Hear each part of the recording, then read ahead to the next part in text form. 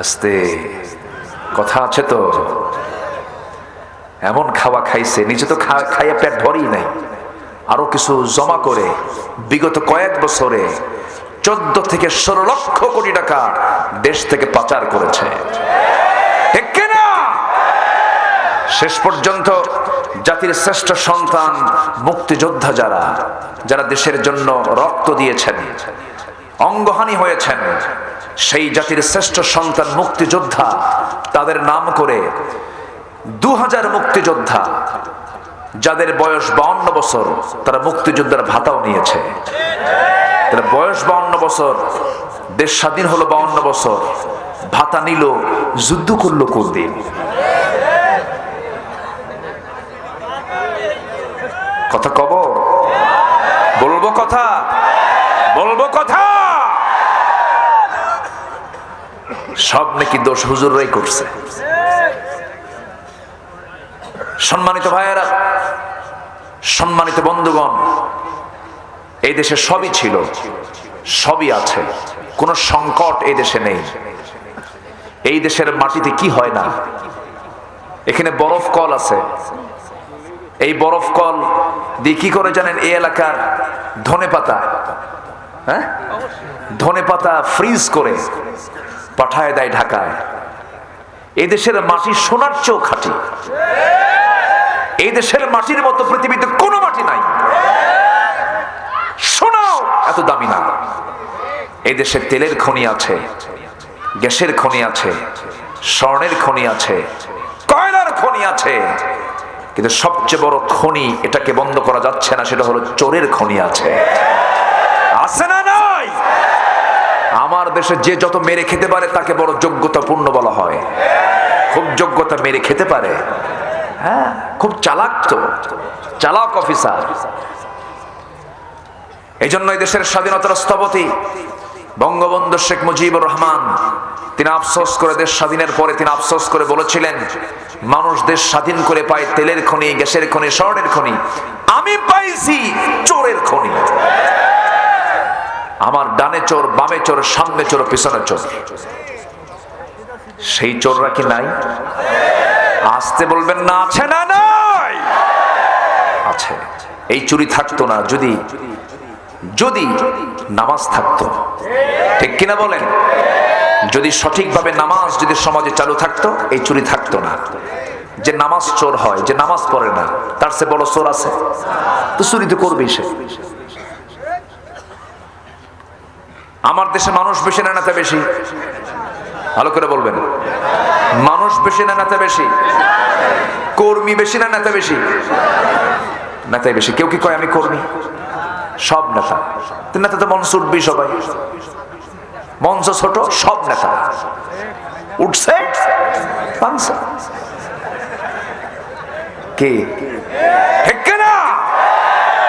মসজিদে যান, মেম্বারে কয়জন? মেম্বার ভাঙ্গে? সেখানে কোনো হাউমাউ আছে? খাই খাই আছে? চিৎকার আছে? সেখানে কোনো গন্ডগোল আছে? আপনি 1000 কোটি টাকার মালিক হন, ইমাম সাহেব নামাজে দাঁড়াইছেন, উনি রুকুতে গেছেন, আপনার টাইম নাই, হয়তো ভাবতেছেন তুই রুকু, আমি সেজদা দিলাম, নামাজ হবে? নামাজ হবে? হবে না। নামাজ থেকে শিক্ষা নিতে হবে। যেই জায়গায় গেলে নামাজ থাকে না, যে দল করতে গেলে নামাজ পড়া লাগে না, যে দলের নেতৃত্বে নামাজের কোনো আহ্বান নাই, যে নেতা নামাজ না পড়ে আপনার কাছে এসে কিছু বলতে চায়, ওই নেতার মুখে জুতা মারবেন, ঠিক কিনা?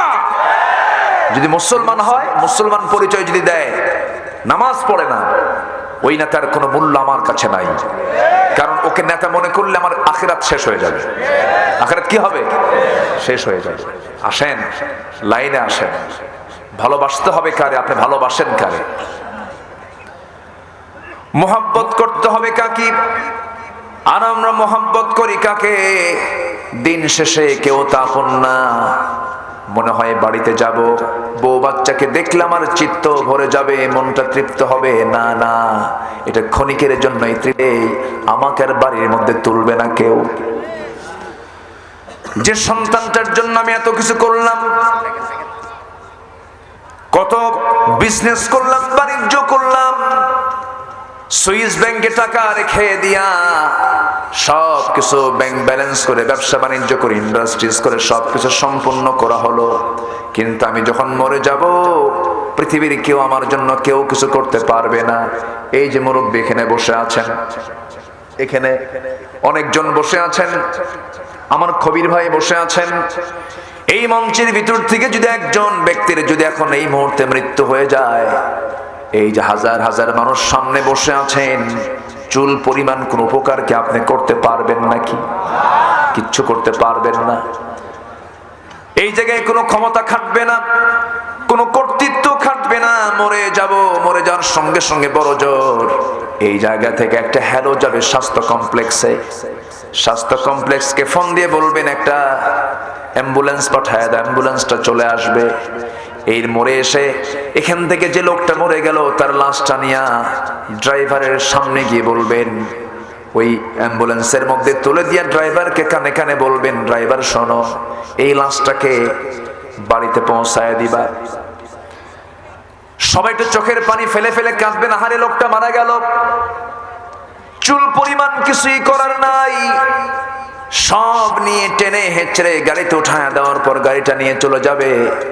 কিন্তু বাড়িতে নিয়ে যাবে ঠিক, কিন্তু বাড়িওয়ালা, সন্তান, বউ, আত্মীয় স্বজন, ভাই বোন এমন পাষাণ, কেউ আপনাকে আর ঘরে তুলবে না। কেউ কি তুলবে নাকি? কেউ তুলবে না। স্বপ্নের বাড়ি বানিয়েছিলাম, সন্তানের জন্য কত কি করেছিলাম, সেই সন্তানটা বলবে, লাশ যখন চলে আসছে কিছুক্ষণ কান্নাকাটি করে বলবে, লাশটা ওই কোনায় রাখো, বারান্দাতেও জায়গা নাই। এবার করবি কি, একটা চাদর দিয়ে আড়াল করে নিয়ে চকিতে ফেলে দিয়া গোসলটা করাইয়া দেবে। গোসলটা সম্পূর্ণ হয়ে যাবে। গোসল সম্পূর্ণ হলো, সেলাইওয়ালা কাপড় চোপড় যা গায়ে ছিল কেচি দিয়ে কেটে কেটে সব খুলে ফেলবে। দেশে বিদেশি কত কাটিং, কত কাপড় চোপড় সব আলমারিতে ছিল, সব পড়ে থাকবে। বাজারে চলে যাবে সরোজগঞ্জের, একটা কাফনের কাপড় কিনে আনবে, দুইটা ভাগ করবে, টান দিয়ে ছিঁড়ে ফেলবে, সেলাই চলবে না। মাথায় একটা বাঁধন দেবে, পায়ে একটা বাঁধন দেবে, খাটনিতে চড়াইয়া দিবি। মসজিদে মসজিদে এলান হয়ে যাবে, লোকজন হাজির হয়ে যাবে, জানাজা শুরু হয়ে যাবে। জানাজা সম্পূর্ণ হয়ে যাওয়ার পর ওই জামার লাশটা নিয়ে টেনে টেনে সবাই কবরের দিকে নিয়ে চলে যাবে। দেরি করলে সন্তান পর্যন্ত বলবে, দেরি কইরো না, লাশ পচে যাবে, গলে যাবে, ফুলে যাবে। কেউ দেরি করবে না। গোটা পৃথিবীর সবার কাছে আমার লাশটা হয়ে যাবে বড় বোঝা, কেউ এই বোঝাটা বহন করবে না। আমাকে ধরে নিয়া ওই কবরে রেখে আসবে, ওই যে আমাকে রেখে আসলো। দিন শেষে আমার একমাত্র, কেবলমাত্র, শুধুমাত্র বন্ধু আমার কে? জোরে বলুন কে? আরো জোরে বলুন কে? আল্লাহ। আল্লাহ ছাড়া আমার কেউ নাই। আল্লাহ বলছেন, বান্দারে তোর কে আছে? তোর তো কেউ নাই আমি ছাড়া রে বান্দা। তোর চোখ এখনই বন্ধ হয়ে যাবে, আমি ছাড়া তোর উপকার কেউ করতে পারবে না। এই দুনিয়াতে আমি তোর উপকার করি, কেউ তোর উপকার করতে পারে না। শুধু ক্ষণিকের জন্য তুই দেখিস মাত্র, কিন্তু উপকার একমাত্র করেন কে? আসতে বলুন, উপকার একমাত্র করেন কে? আল্লাহ তাআলা।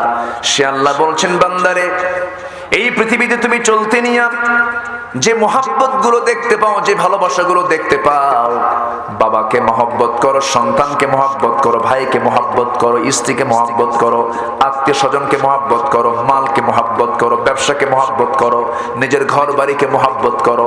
এখানে 8টা ভালোবাসার কথা বলি। আল্লাহ তাআলা বলছেন, এই সমস্ত ভালোবাসার চাইতে বেশি ভালোবাসতে হবে 1 নাম্বার কাকে? আসতে বলবেন না, কাকে? নাম্বার 2 হচ্ছে মুহাম্মদ সাল্লাল্লাহু, জোরে বলেন মুহাম্মদ সাল্লাল্লাহু আলাইহি ওয়াসাল্লাম। তাহলে